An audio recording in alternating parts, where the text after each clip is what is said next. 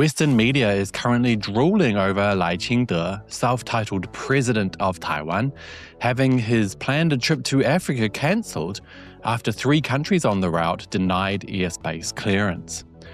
Lai himself, as well as Western media reporters, are all claiming those 3 nations received pressure from Beijing. But, surprise, surprise, those Western media reports are lying to their readers and purposefully leaving out key information.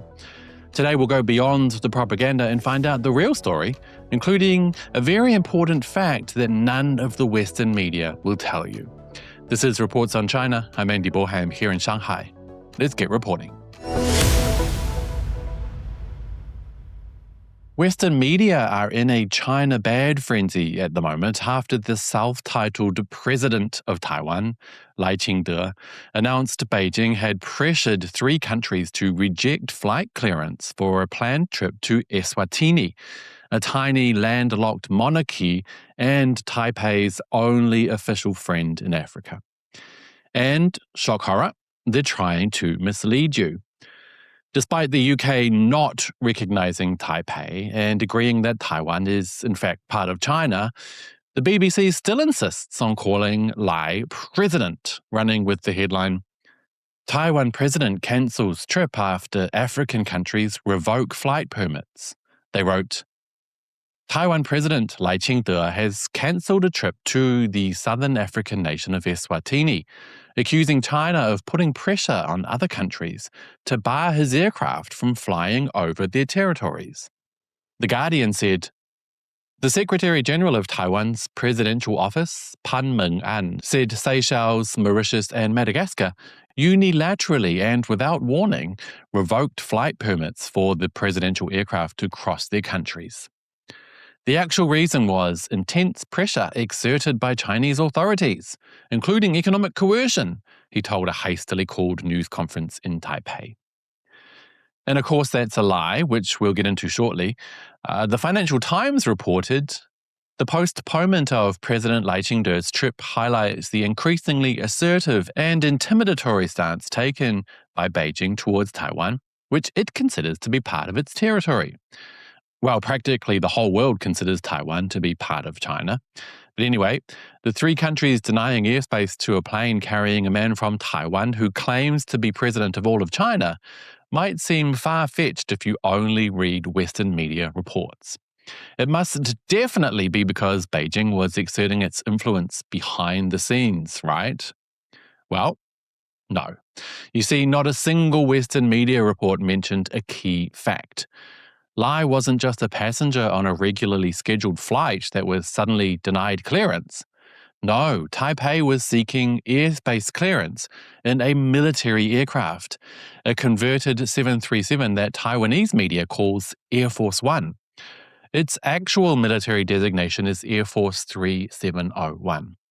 Now, what that means is that permission is granted on a case-by-case basis, with many, many factors being taken into account. And by the way, access to a country's airspace is a privilege, not a right, and it can be denied for any reason. Sovereignty reigns supreme. Now, unfortunately for Lai, that meant his plane couldn't make it across the Indian Ocean, and the only option was to cancel.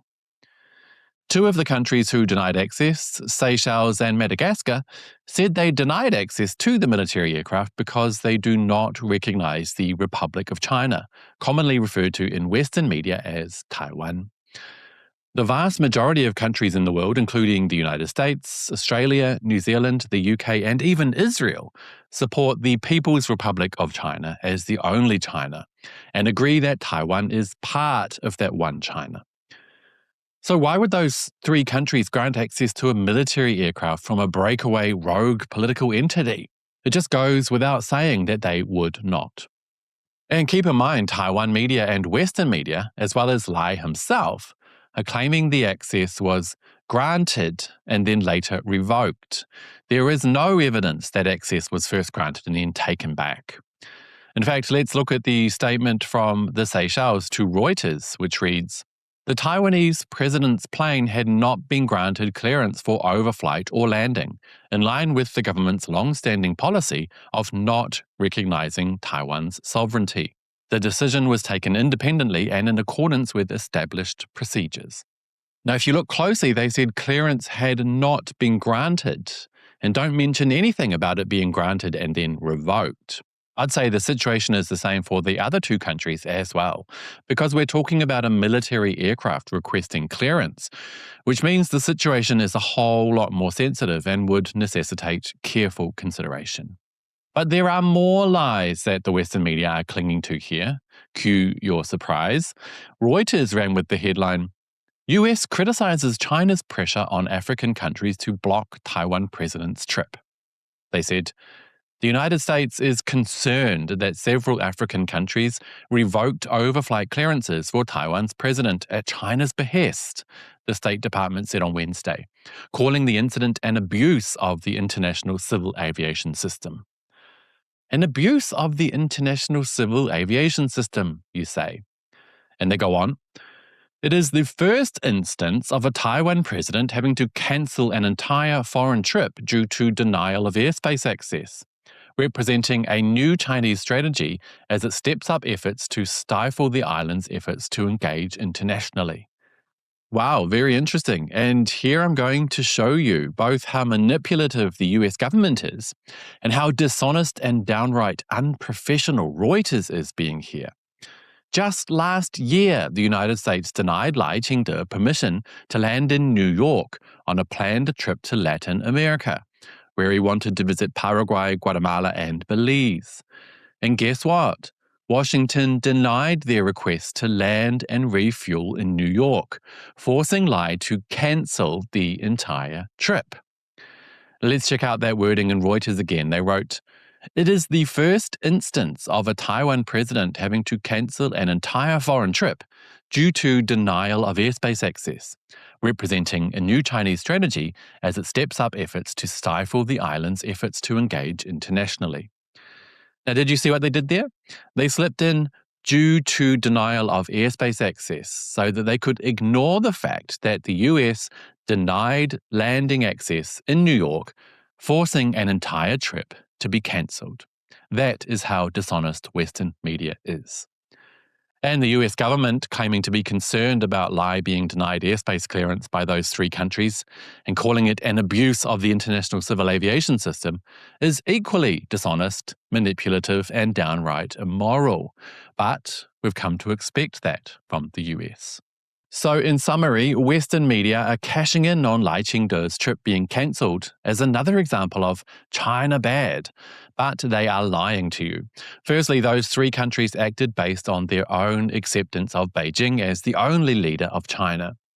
Secondly, Lai was seeking to fly a military aircraft from a rogue state that hardly anyone recognizes, and wasn't just another passenger on a routine scheduled flight. And thirdly, access to a country's airspace is a privilege and not a right. And access is given or denied on a case-by-case basis, especially for military aircraft. They have the absolute right to deny access for whatever reason they see fit. And by the way, they made the right decision.